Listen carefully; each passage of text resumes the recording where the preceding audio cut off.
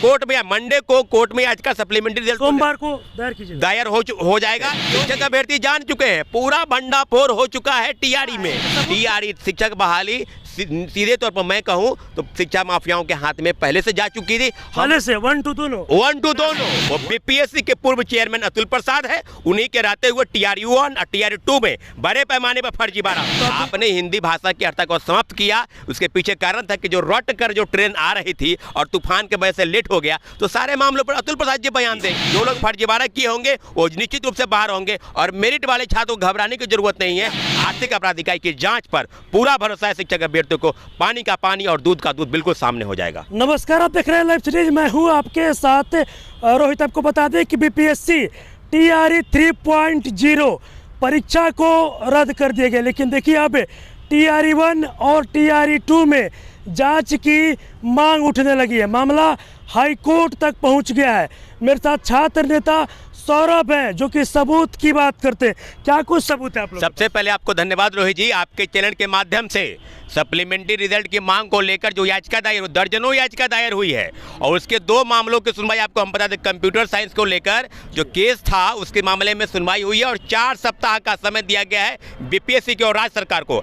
स्पष्ट तौर पर आपको जवाब बताना है कि जब सीटें खाली रख दी गई और उसको बचाकर सेकेंड फेज और सेकेंड फेज को बचाकर थर्ड फेज, तो ये किस प्रकार का न्याय है। तमाम कैटेगरी के लोग 1 to 5 से लेकर आगे बढ़ते गए और निश्चित रूप से सप्लीमेंट्री रिजल्ट के नाम पर जो धोखा और षड्यंत्र बीपीएससी शिक्षा विभाग ने किया, सब मामलों पर माननीय उच्च न्यायालय के शरण में हम लोग गए हैं और सारे मामलों पर अप टू डेट सुनवाई हो रही है। आज भी एक सुनवाई होगी उर्दू को लेकर, और उर्दू को लेकर जो जजमेंट आएगा आपको हम बताते चले कि निश्चित रूप से वो जजमेंट छात्रों के पक्ष में आएगा। हम लोगों ने जो मांग किया था कि सप्लीमेंट्री सिर्फ सप्लीमेंट्री के जो धोखा हुआ, मात्र 2700 रिजल्ट जारी हुआ, तो अब जाहिर सी बात है कि टीआरई 2 में भी याचिका दायर होने की तैयारी में है और हम लोग तैयारी कर चुके हैं। निश्चित रूप से सारे मामलों पर कोर्ट में याचिका दायर कीजिए। हाँ, कोर्ट में मंडे को कोर्ट में आज का सप्लीमेंट्री रिजल्ट सोमवार को दायर हो जाएगा, क्योंकि आपके कथनानुसार जो 4700 पद पहले फेज में और 14,700 शिक्षा विभाग से सूची जाने के बाद उसको रोका गया। तो अब कहने की कोई जरूरत नहीं है, सारे मामलों पर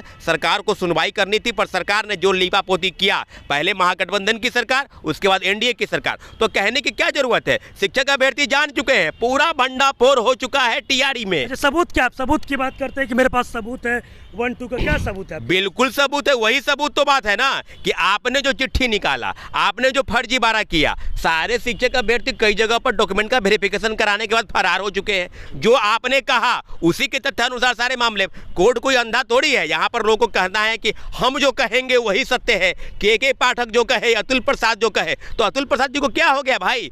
ट्वीट करते थे, बड़ा ट्वीट करते थे आप। आइए ना भाई, आर्थिक अपराध इकाई ने कहा है ना, अब जांच होगा अतुल प्रसाद पर। जो व्यक्ति ट्रेन लेट होने पर सारे चीजों पर आपके गृहवास सेल में एप्लीकेशन आया तो आपने कहा, और के पाठक आप देखिए निहत्थे छात्रों अभ्यर्थियों पर, कभी शिक्षकों पर कार्रवाई करते हैं। क्या हो गया? फर्जीवाड़ा पर नहीं बयान आ रहा है, फर्जीवाड़ा पर कुछ कार्रवाई करके दिखाइए। डीईओ और डीपीओ पर जो बड़े पैमाने में फर्जीवाड़ा डॉक्यूमेंट का बिना वेरिफिकेशन कराए आपने ज्वाइनिंग करा लिया, तो सारे मामलों पर अब तह खुल चुका है। टीआरई शिक्षक बहाली सीधे तौर पर मैं कहूं तो शिक्षा माफियाओं के हाथ में पहले से जा चुकी थी, पहले से 1 to 2 की तो बात तो कह गई है। जो विशाल चौरसिया है और विजेंद्र गुप्ता का बयान आप मिला लीजिए, उसने स्पष्ट कहा है कि पेपर लीक में हम लोग के पास टोटल क्वेश्चन पहले प्रिंटिंग प्रेस में छपने के पहले, तो टीआरई 3 में तथ्य हो गए उजागर। अब सामने की जो तहकीकात है उस मामले पर बीपीएससी और आर्थिक अपराध इकाई दोनों आमने सामने है। आर्थिक अपराध इकाई ने पहले कहा कि जांच के बिंदु पर बीपीएससी है,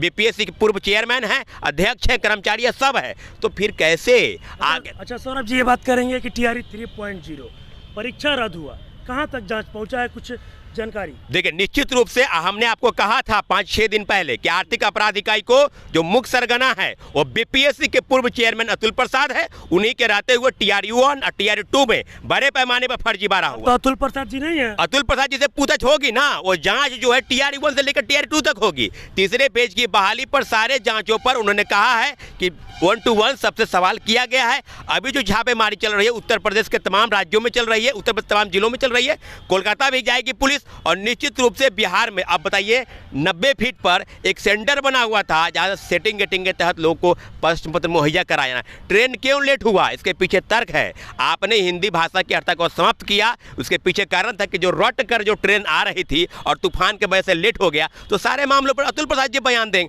अतुल प्रसाद जी से पूछताछ क्यों नहीं होनी चाहिए? TRE-1 और TRE-2 में आपके रहते हुए पेपर लीक कैसे हुआ, पेपर उन लोगों के पास कैसे पहुंचा, क्या जानकारी सिर्फ आप ही को थी या प्रिंटिंग प्रेस में जो ब्लैकलिस्टेड कंपनी है उसको ठेका क्या पैसे लेकर दिया गया? क्या बीपीएससी के कर्मचारी और अध्यक्ष की भूमिका पर संदिग्धता नहीं है? निश्चित रूप से सीटों को बचाकर जो खेल खेला गया है और छात्रों अभ्यर्थियों को डराया गया। रोहित जी, आपको याद होगा कि सबसे पहले गिरभान सेल में आपने जो एप्लीकेशन मंगाया था 750 अभ्यर्थियों को आपने डिवार किया कि आप प्रतिबंधित हैं अगली परीक्षा में बैठने के लिए। वाह, उल्टे छात्रों पर प्रतिबंधित। आपने जो घोटाला और बड़े पैमाने में फर्जीवाड़ा किया उस पर आपको बयान नहीं आ रहा है। जाहिर सी बात है, हम लोगों को धारा 140 लगा था कि कोई भी शिक्षक अभ्यर्थी, कोई भी छात्र नेता बीपीएससी गेट पर प्रोटेस्ट ना करे। क्यों नहीं प्रोटेस्ट करे? आपके फर्जीवाड़ा पर हम चुप रहने वाले हैं? जाहिर सी बात है, आर्थिक अपराध इकाई जाहिर सी बात है दूध का दूध और पानी का पानी कर देगी।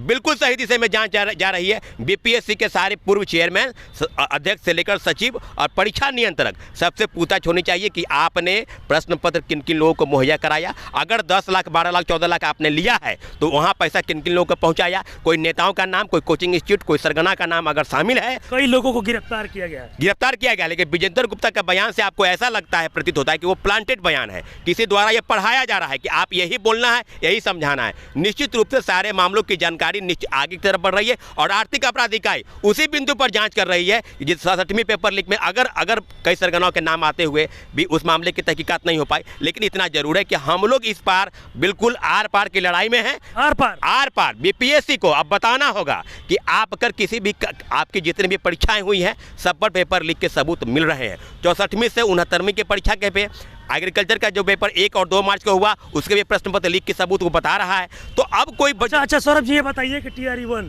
और 2 को लेकर आपने बताया कि सोमवार को याचिका दायर करेंगे। हाँ, तो कई ऐसे लोग थे जो नियुक्त हो गए, नौकरी भी कर रहे हैं। हाँ। अब उनकी नौकरी का क्या होगा? आप जाहिर सी बात है TRE-1 में जो संभावनाएं हैं, आप कंप्यूटर साइंस के आगे फैसले, उर्दू के फैसले आएंगे, 1 to 5 के फैसले भी जल्द ही आने वाले हैं। तो सब दर्जनों याचिका TRE-1 में दायर हो चुकी है। TRE-2 की याचिका जो है वो मंडे को दायर हो जाएगी। तो आपको जवाब देना है ना कि आपने सीट को बचाकर जो घालमेल किया, जो प्रदर्शन करना आप चाहते थे कि बड़े पैमाने पर हमने नौकरी निकाली 3 महीना में 2 लाख लोगों को, तो क्रेडिट कौन लेगा? नौकरी किसकी जाएगी? ना सवाल पर आपको बता रहे हैं कि जो लोग फर्जीवाड़ा किए हैं उनको एनी हाउ हम बाहर का रास्ता दिखा देंगे, चाहे सड़क से बाहर बैंक, चाहे बीपीएससी को निकालना होगा, चाहे कोर्ट को निकालना होगा। लेकिन जिसने फर्जीवाड़ा किया है, जिसने पैसे दे पर बहाल हो गए, वो सोच रहे होंगे कि हम तो बहुत बड़ा तीर मार लिए।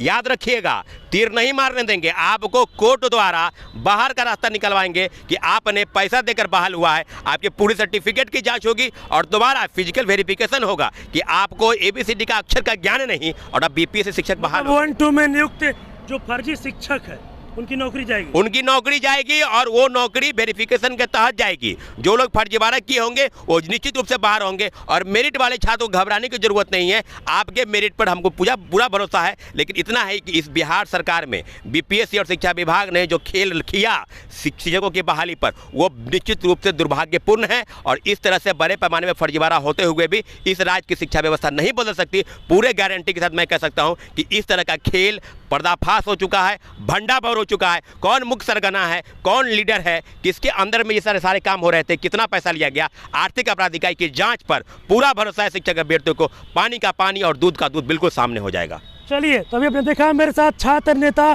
सौरभ थे। आपको बता दें कि बीपीएससी TRE 3.0 परीक्षा को पेपर लीक होने की वजह से रद्द कर दिया गया। लेकिन देखिए उसमें कई लोगों को गिरफ्तार भी किया गया। लेकिन देखिए अब TRE-1 और TRE-2 में जांच की मांग उठने लगी है। छात्र नेता सौरभ ने साफ साफ कह दिया है कि हम सोमवार को हाईकोर्ट पहुंचेंगे, याचिका दायर करेंगे, मेरे पास सबूत भी है और जो नियुक्त शिक्षक हुए हैं फर्जी तरीके से उनकी नौकरी जानी भी तय। और साथ ही साथ के पाठक और अतुल प्रसाद को लेकर भी काफ़ी इन लोगों में आक्रोश भरा हुआ है। बस इसी तरह की तमाम खबरों के साथ अपने साथ जुड़े रहें। तब तक धन्यवाद।